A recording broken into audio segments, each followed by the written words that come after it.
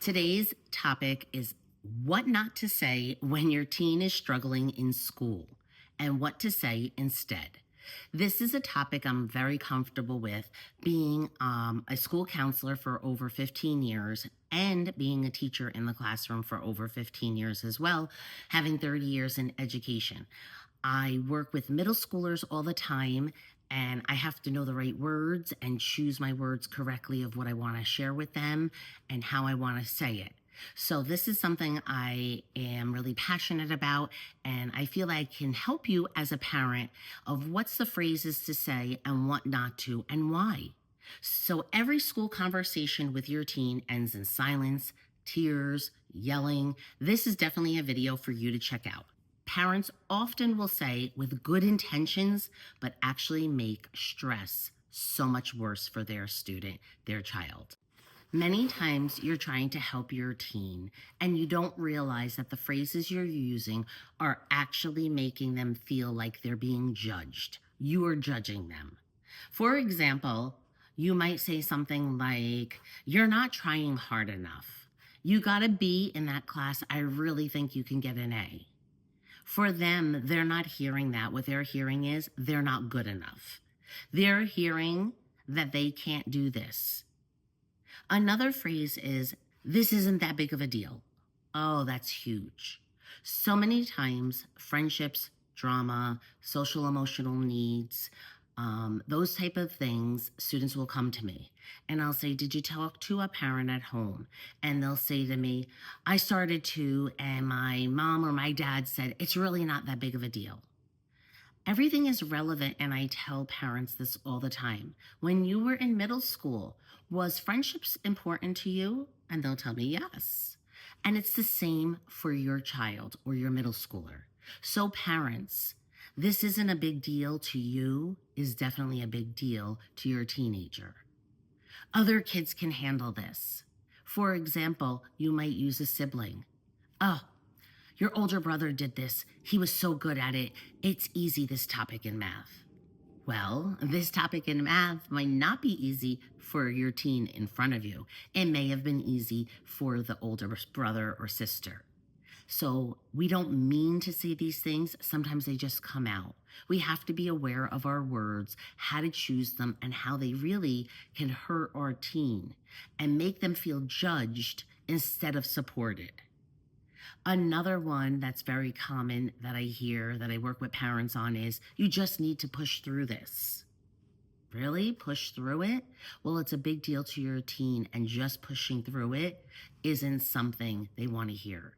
Maybe they need help on how to get through it or support. When these things are said, what your teen is really hearing is, "I'm disappointed in you. I'm not enough." No one understands how hard this is. Stress shuts down the part of the brain responsible for problem solving and motivation. How I talked about that in my last video. So lectures don't help. What you need right now is connection.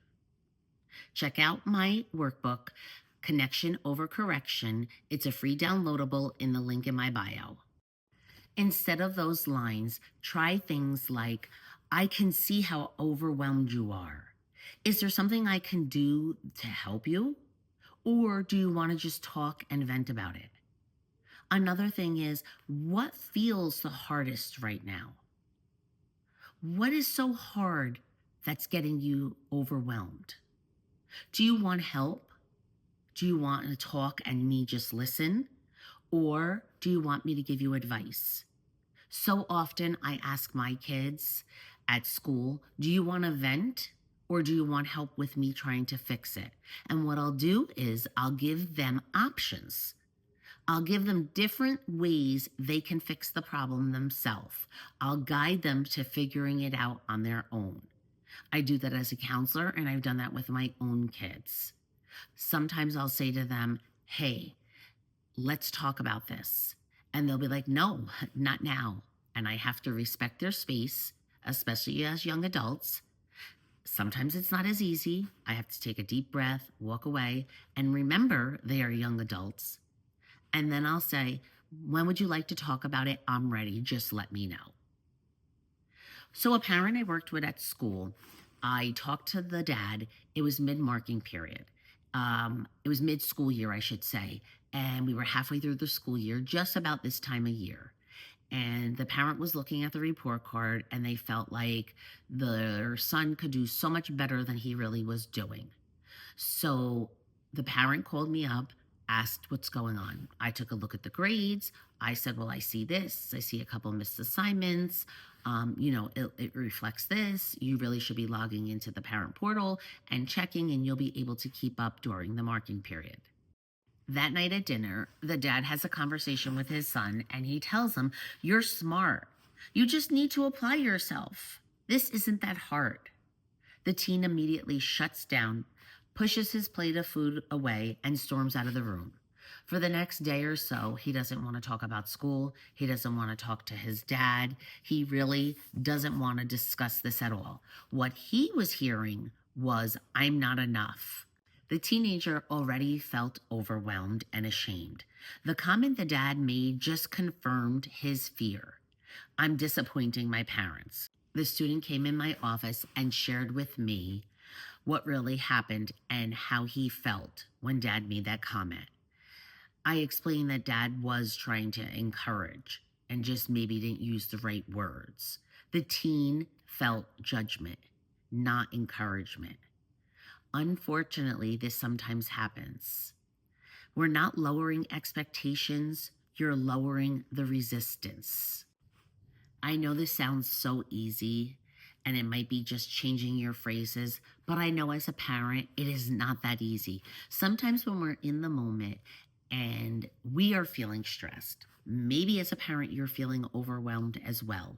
You just want the problem fixed immediately. Sometimes we are not sure the time it's going to take, and we just shout something out or we say something we don't mean. If that's the case, you need to tell your kid that. You need to tell your teenager, hey, I said that. I really shouldn't have. What I really meant was I'm here to support you. I didn't mean that. I didn't mean saying it's easy, you should have gotten an A on that test. What I really meant to say is, what was so hard? How can I help you get that A? It's changing the shift in your words, in your tone, in your body language. All of those things will help your teenager feel heard and seen and supported. All of that will then build a stronger connection between you and your teenager, just what you're looking for. Save this video for the next homework meltdown. In the next video, I'm going to show you how to help an unmotivated teen without micromanaging them or nagging them. Hit subscribe so you don't miss my next video.